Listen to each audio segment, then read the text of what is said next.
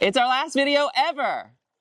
He's lying. What? It is our last garden project of the year. So finally, after traveling and focusing on Christmas decorations, we are back in the garden to plant a couple more things before the holidays. Before we get started, we did want to let you know about our final video for 2025.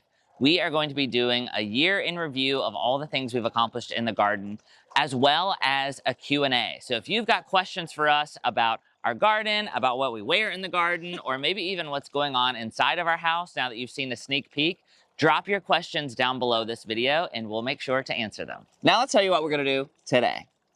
Of course, we're going to plant a conifer today. This is Low Glow, and it's a Japanese red pine. When we were at S&K for their conifer day back earlier in the fall, we were with Brian's parents, and his mom actually bought one of these.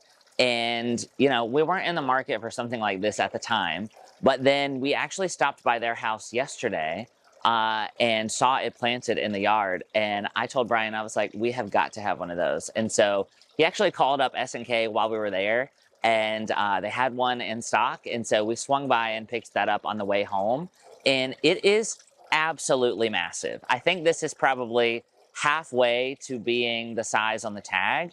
So this will get about 4 feet tall, 6 feet wide. And so you just get this kind of nice ball shape in the garden, which is really great for accenting in front of taller things. You'll see where we're gonna put this. It's gonna be the perfect spot. What I love about it is that it really has this bright, almost chartreusey color, which you don't always get from a pine. Most pines are kind of dark, or they have like that blue-green color. This is really kind of bright. And so I'm excited for what this is gonna do for the landscape during the winter. And you know, this is something to consider when you're looking at your garden during the off season like this, is take a note of where you don't have something evergreen or a conifer that maybe you wanna add, just to give a little bit more interest and kind of carry us through the winter seasons until we get to spring. So this is Low Glow Japanese red pine.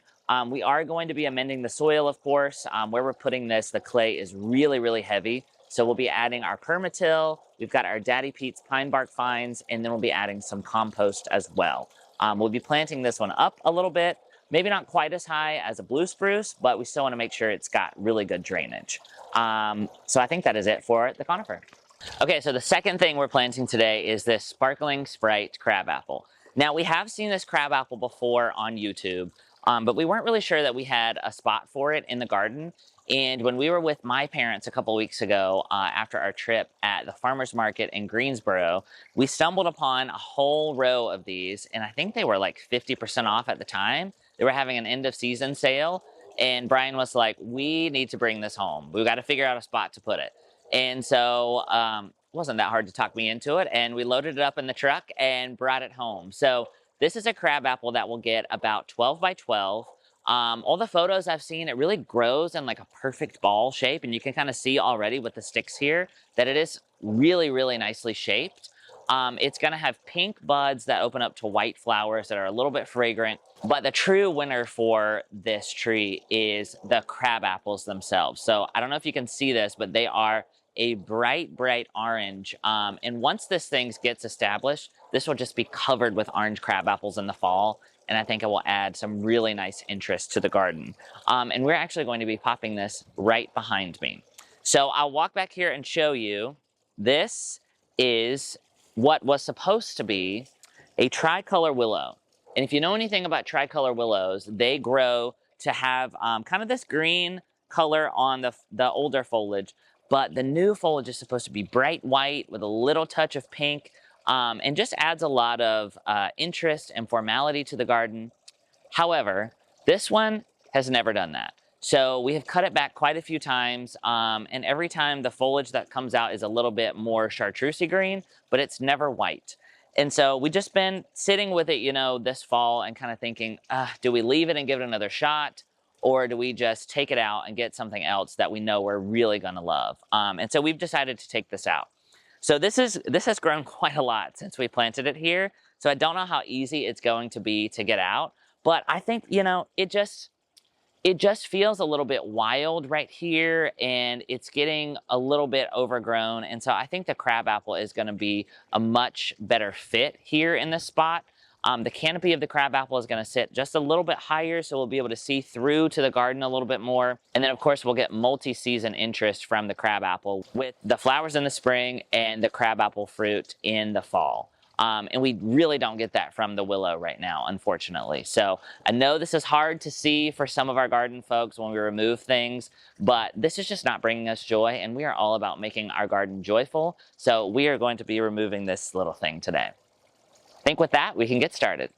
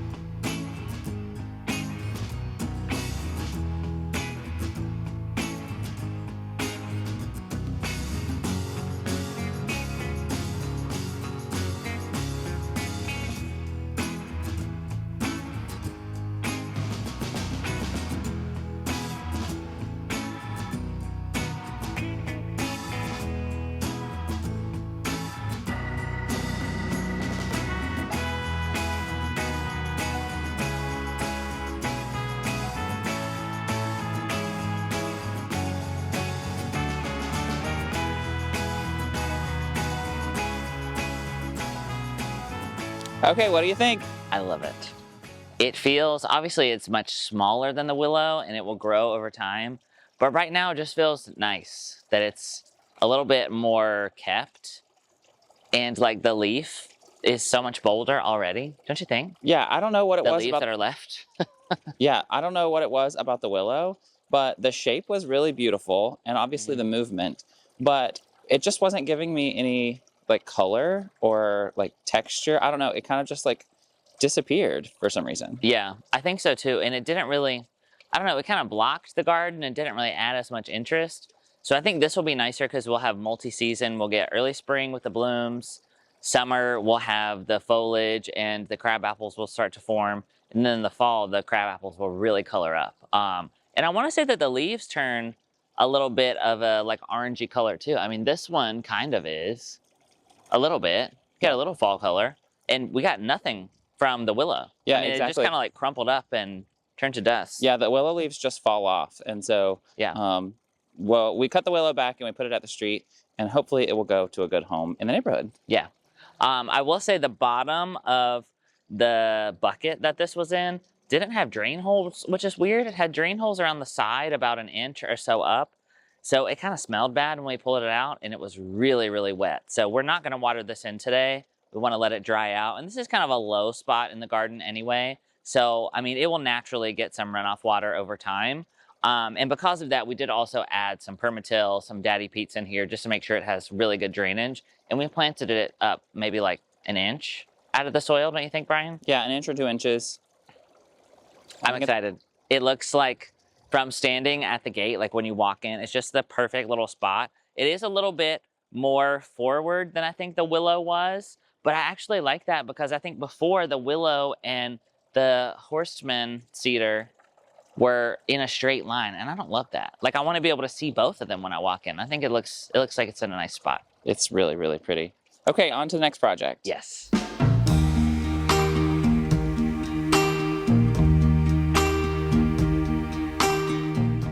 we have made it out front to the Picket fence garden, and if you've been following us this gardening season, the Picket fence garden is a new space for us, and we planted a lot of things here right when the picket fence was done. And what we have discovered is that this area is much wetter than we thought, and we also just don't love some of the plants out here. So we are going to start changing some of that over today. And we're going to start right here with these poor little sedum. Now this is probably the 4th or 5th spot that I've had these lemon jade sedum here. They started out in the south side garden, too much shade. We moved them to the shed bed, and then we brought them out here. And while they have really looked great in this spot for the most part, I just want something here that is going to be here all year long. Of course, you get, you know, the seed heads during the winter, but it's just not enough for us. So we're going to dig these up.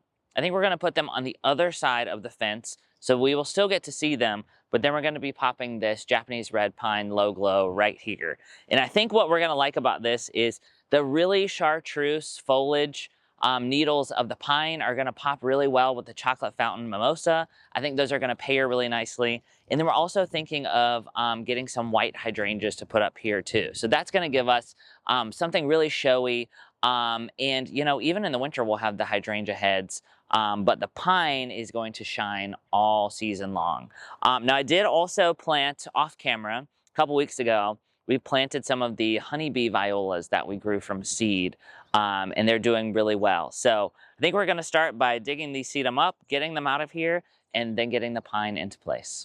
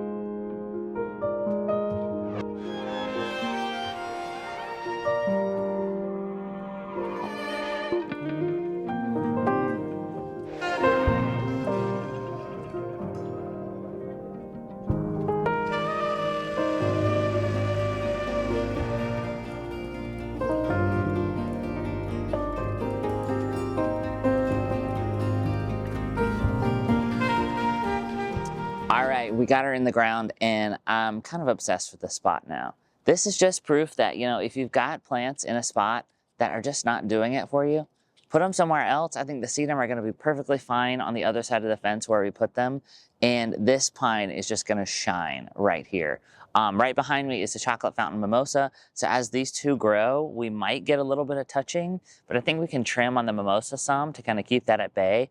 But I think these are gonna pair really, really nicely together. Now, while we were out here, we discovered that we also have some red twig dogwoods that we need to get in the ground as well. So we're gonna tackle that while we're here.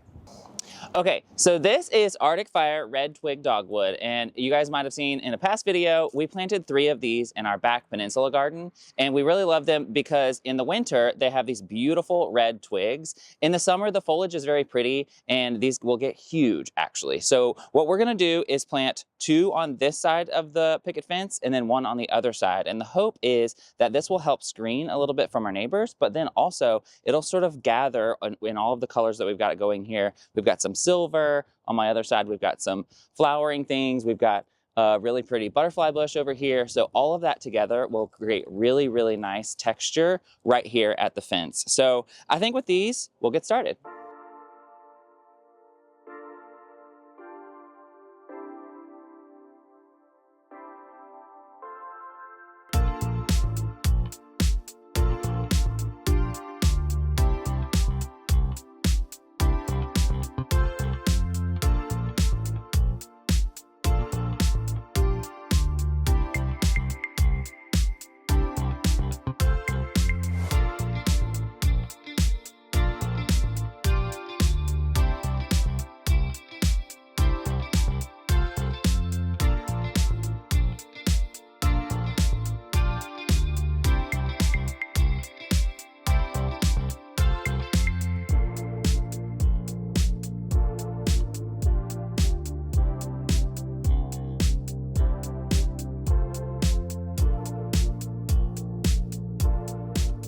All right, guys, so that's a wrap on our 2025 garden projects. I can't believe it's over. How do you feel? I feel really good. We accomplished a lot this year. I cannot wait to reminisce with all of you in next week's video. And don't forget to submit your questions for the Q&A under this video right here. This will be the last time that we see you guys before Christmas, so Merry Christmas from us. We hope that you guys have a wonderful time celebrating Christmas and the holidays with your family and friends. And from our garden to yours, we'll see you soon. Bye, guys.